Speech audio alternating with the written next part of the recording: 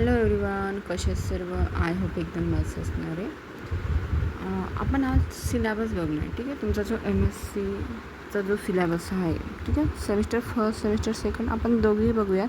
आधी सेमिस्टर फर्स्टमध्ये तुमचं जो फिजिकल केमिस्ट्री आहे त्यामध्ये कुठले कुठले टॉपिक आहेत, कशाप्रकारे विचारले गेले आहेत, क्वेश्चन कशाप्रकारे विचारला होता, हे सगळं बेसिक आज बघूयात. मग पुढे जेव्हा आपण सिरीज चालू करू तेव्हा आपण कंप्लीट घेऊयात. ओके, कोणी जर चॅनलवर नवीन असणार तर चॅनलला सबस्क्राईब देखील करा. आणि ह्यामध्ये आपण काही क्वेश्चन जे पण काही असणार आहेत, तुमचे जे टॉपिक असणार आहेत ते आपण घेऊयात. पण जर कोणाला पर्सनली जर कोणाला क्लासेस वगैरे जॉईन करायचं असेल तर तुम्ही मला कमेंट करू शकता. ठीक आहे, आपण ऑनलाईन क्लासेसही घेतो. ऑनलाईन क्लासेसमध्ये तुमचं डिटेलमध्ये जे पण क्वेश्चन जे एक्झामनुसार जे काही विचारलं जाणार ते पण आपण तिथे डिस्कस करतो. ठीक आहे, तर आता आपण बघूयात की तुमच्या क्वेश्चन पेपरमध्ये तुमची जी सिलेबस आहे काय काय आहे. आता बघा, तुमचं जे फिजिकल केमिस्ट्री आहे CH 110 सेमिस्टर फर्स्टमध्ये, बरोबर की नाही, नॉर्थ महाराष्ट्र युनिव्हर्सिटीसाठी आहे.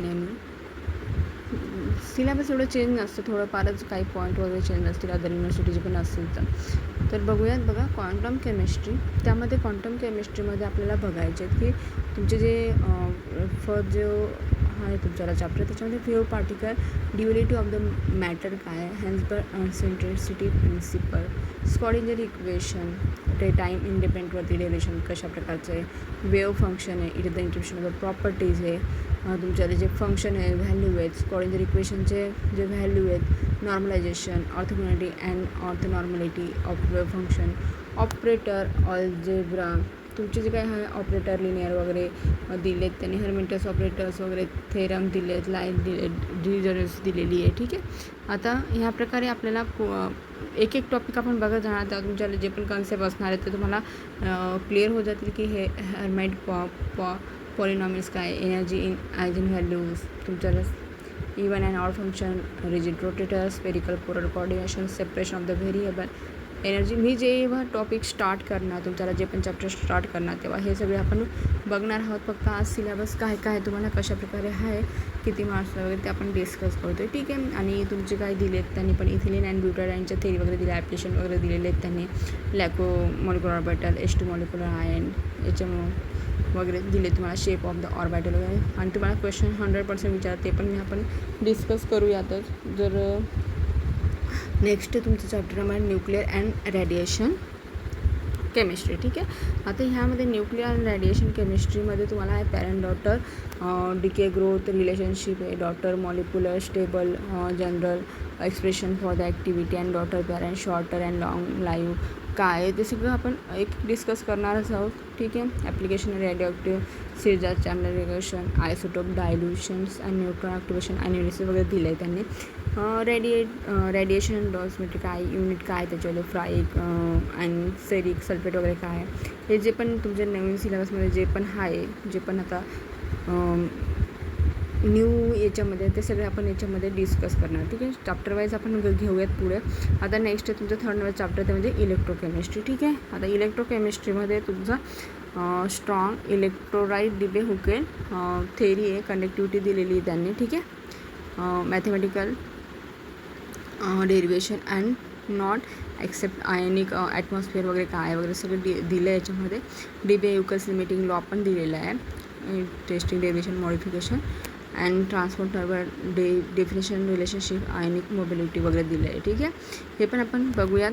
नेक्स्ट तुमच्याला सरफेस केमिस्ट्रीमध्ये दिलं आहे की लॅन्ड ॲस्ट्रॉप्शन, आयसोथर्म बेट थेरी दिली आहे, derivation of the BET equation वगैरे दिले, determine the surface area, absorber, derivation of the give absorption. ठीक आहे, या प्रकारे तुमचं जे सेमिस्टर फर्स्ट आहे त्यामध्ये फिजिकल केमिस्ट्रीला तुम्हाला किती चॅप्टर आहेत, 4 चॅप्टर आहेत. त्यामध्ये एक ही quantum chemistry, nuclear radiation, electrochemistry and surface chemistry. ठीक आहे, आता नेक्स्ट आहे तुमच्याला सेमिस्टर सेकंड CH तुम्ही म्हणता 220. ठीक आहे, त्यामध्ये दिले तुमच्याला चॅप्टर नंबर दिले तुम्हाला, थर्मोडायनॅमिक दिलं आहे. ओके, स्टॅटिस्टिकल थर्मोडायनॅमिक वगैरे आपण तुम्ही म्हणू शकता.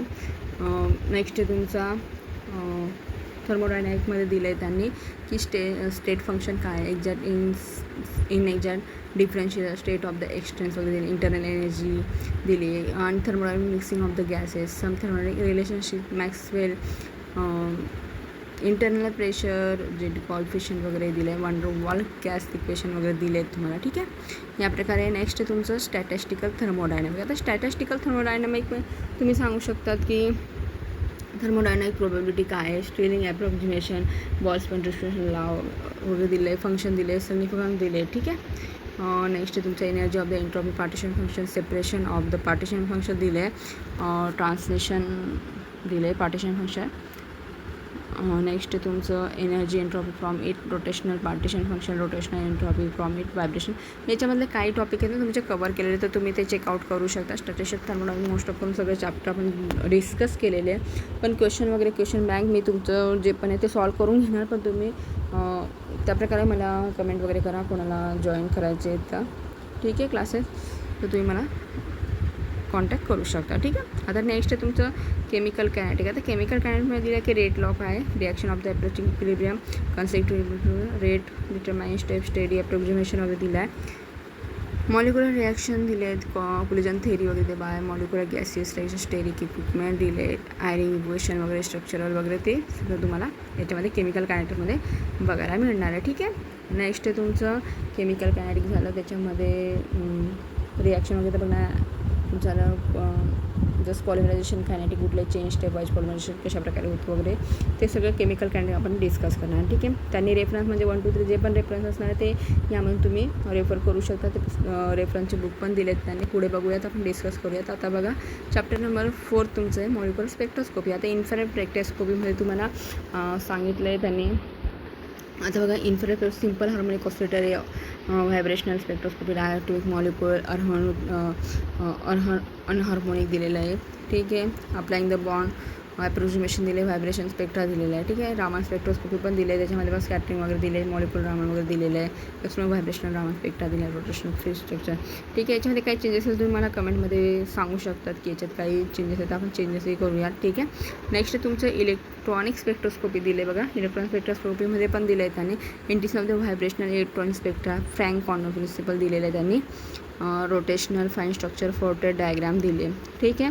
आणि रेफरन्सचे बुकचे नाव पण दिले. ठीक आहे. त्यांनी सांगितलं जे आपल्याला ऑलरेडी की तुमचं एक आहे फिजिकल केमिस्ट्री दिलं आहे की 5th 6th एडिशनमधनं, सेकंड एडिशन तुमचं CBS पब्लिकेशनमधून आहे. ठीक आहे. हे बुकची नावं दिली तर तुम्ही ते करू शकता. आपण नोट्स वगैरे पण तुम्हाला मी अवेलेबल करून देईल. ठीक आहे. तर नेक्स्ट आपण बघूयात. नेक्स्टमध्ये तुमची बघा ह्या प्रकारे असणार की क्वेश्चन पेपर कशा प्रकारे असणार आहे ह्या प्रकारे दाखवले तुम्हाला. ठीक आहे. तुम्हाला जो क्वेश्चन फर्स्ट असतो तो आन्सर द फॉलोइंग, त्यामध्ये क्वेश्चन एमध्ये क्वांटम केमिस्ट्रीवरती विचारलं सुद्धा, बी तुमच्या रेडिओ ॲक्टिव्हवरती जे आहे त्याच्यावरती विचारलं, सीमध्ये तुमचा इलेक्ट्रॉन. ह्या प्रकारे तुमचे क्वेश्चन जर दिलेले आहेत त्यांनी की ह्या प्रकारे तुम्हाला क्वेश्चन त्या चॅप्टरमधले त्या टॉपिकवरती विचारला जाऊ शकतो, विचारला जाण्याचे चान्सेस असतात. ठीक आहे. 12 मार्क्सला आहे. क्वांटम केमिस्ट्रीमध्ये पण दिले बघा. 6 मार्क्सला आहे. 2 क्वेश्चन असणार आहे तुमच्यावाले. इथं तुम्हाला दिलेले आहेत ऑलरेडी 2 क्वेश्चन दिलेत बघा इथं. ठीक आहे ना.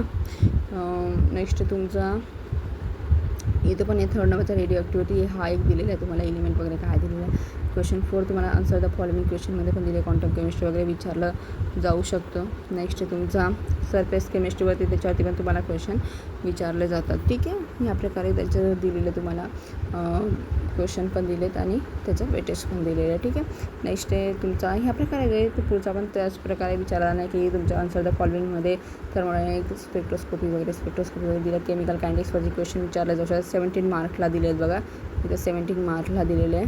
आन्सर द फॉलोइंग इथं 12 मार्कला आहे, ते पण प्रॉब्लेम वगैरे असणार आहे. स्पेक्ट्रोस्कोपीवरती हा इथं क्वेश्चन विचारला जाऊ शकतो. ठीक आहे. नेक्स्ट आहे तुमचा answer the following thermodynamic, chemical kinetic, statistical problem दिले. या प्रकारे तुमचे सगळे क्वेश्चन असणार आहेत. ओके. कन्फ्युजन होण्याचं कारण नाही आहे. आपण जर सिलेबस बघतोय पुढे तर आपण डिस्कस करणार, त्या तुम्हाला इझिली सगळं अंडरस्टँड होत जाईल. पुढे बघूयात मग आपण कशाप्रकारे क्वेश्चन वगैरे आहेत तुमच्याकडे. ठीक आहे. अदर सिलेबसचं पण मी तुम्हाला लवकरच करूयात. बघा 80% ह्या प्रकारे तुमचं मार्क्स डिस्ट्रिब्युशन त्यांनी करून दिले आहेत लास्टमध्ये. ठीक आहे. स्टॅटिस्टिकल कायनेटिक वगैरे त्यांनी सांगितलं आहे बघा. हे इथं दिले इथं मार्क्स पण त्यांनी कवर केले आहेत बघा. हे सगळे मार्क्स आहेत. ठीक आहे ना. इथं कोणाला आय थिंक कन्फ्युजन नसणार, सगळं सिलेबस होतं. पुढे बघूयात आपण, पुढे तर डिस्कस करणार आहे, डिटेलमध्ये बघत जाऊयात, एक चॅप्टर बघणार आहेत. ओके. आणि काही कन्फ्युजन तुम्ही मला विचार कुठल्याही सब्जेक्टचं असेल तुम्हाला नवीन आणि हो रिसर्च पेपरवरती आपण काही डिस्कस करणार आहे. रिसर्च पेपर कशाप्रकारे तुम्ही करणार, रिसर्च वगैरे घेतला असेल ना, तर मोस्ट ऑफ करून तुम्ही एंडिंगला येतात तोपर्यंत तुम्हाला सगळं काही कळत नाही की नेमकं काय करायचं, कशाप्रकारे करायचं आहे. त्यावरती पण आपण डिस्कस करूया. ठीक आहे. थँक्यू सो मच वॉचिंग दिस व्हिडिओ. कोणाला काही कन्फ्युजन असेल तुम्हाला कमेंटमध्ये विचारू शकता. थँक्यू.